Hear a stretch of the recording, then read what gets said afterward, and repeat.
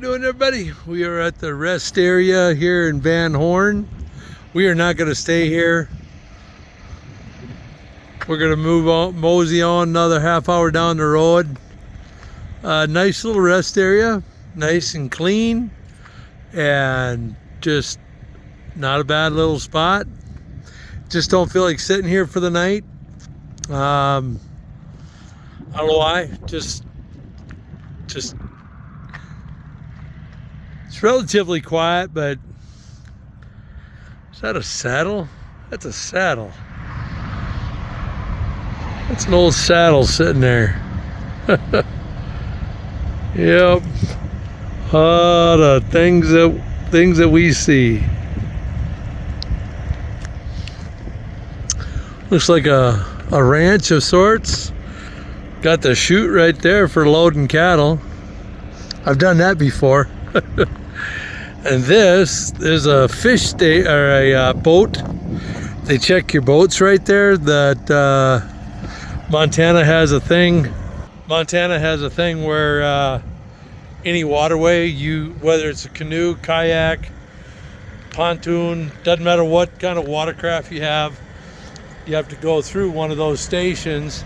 And even what's ironic and funny about it is,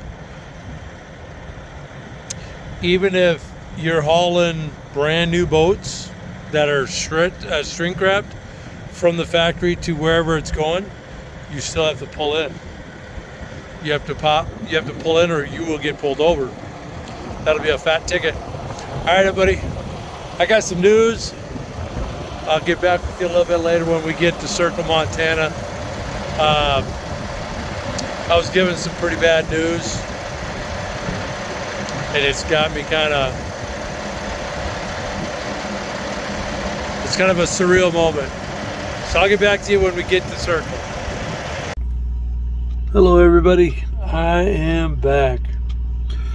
We got dinner rolling. I want to touch on something. It's a little sour note. I'm going to take a little time off. I don't know how long. What I was saying earlier, the bad news.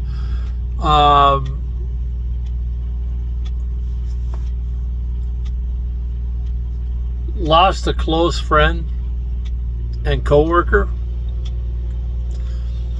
He's only 2.5 years older than I am, and it's one of those that, truck drivers, professional drivers, we're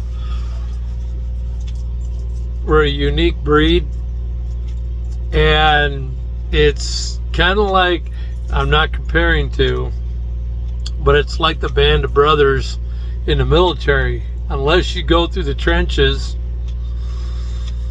I've seen some of my military friends, when someone they barely knew, but another brother from the trenches, from someone that knows their experience. It's the same way with professional drivers. Whether you know that other person or not, male and female, because women go through this too. When you lose one, it just kind of hits you solid. It just kind of hits you sideways. And right after I uploaded yesterday's vlog, I went to our company has a website. Well, they have a website, plus they post. I follow them on the Facebook feed side, and I saw my buddy Dave. It's not a great photo. It's kind of fuzzy a little bit, but it's my buddy Dave, and holding his grandbabies, and it just says that he passed away. It's kind of hard and kind of tough for me. I don't deal with emotions too well, so we're just gonna have a little dinner. We're gonna edit up this video. I'm gonna leave a photo of my buddy Dave. That makes two of my fellow brothers in that I known and working here where I'm at. It wasn't because of the job. It was just this profession is just, it's hard on your life in so many ways that the average person that goes home every night, gets a regular sleep every day, eats regular meals every day, regular laundry every day, regular showers every day. I mean, when I didn't realize what I was walking into when I got into this profession. I just thought, drivers, whatever.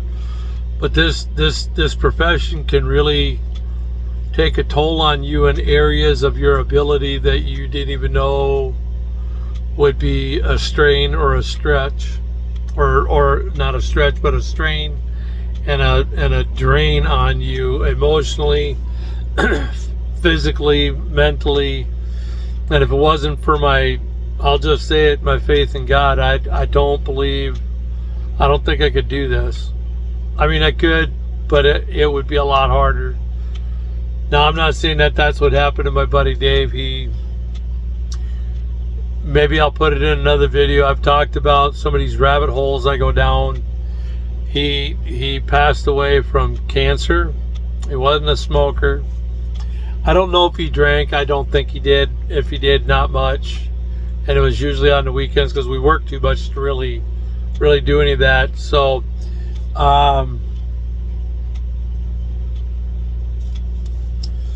but it's just, I have a disdain for the medical field.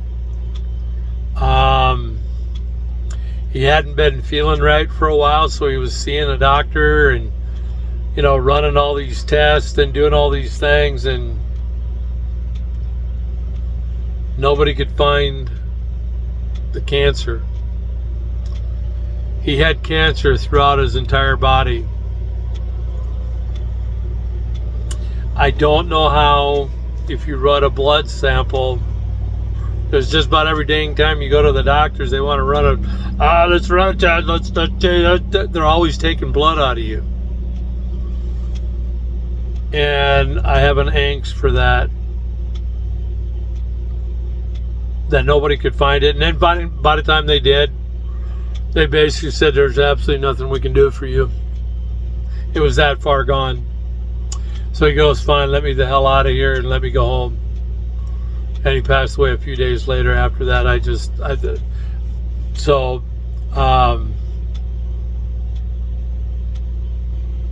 former military. I believe he was judging by his flat top, he was a former jarhead. He had the perfect head for it.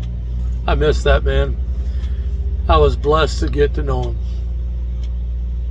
Didn't get to talk much. That's part of the other thing with drivers.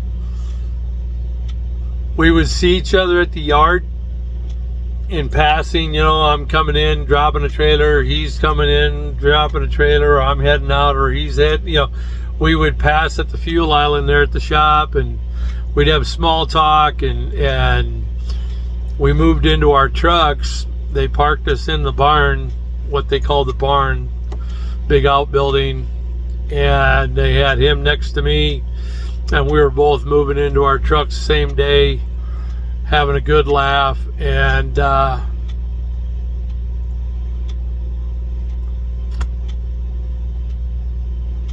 won't get to see his goofy smile anymore.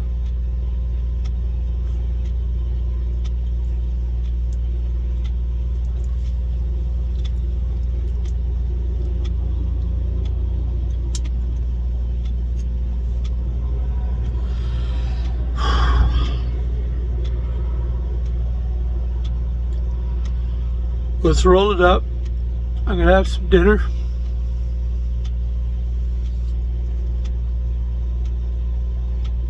And if it's God's will, I'll see you again. I'll see you on down the road. Love you.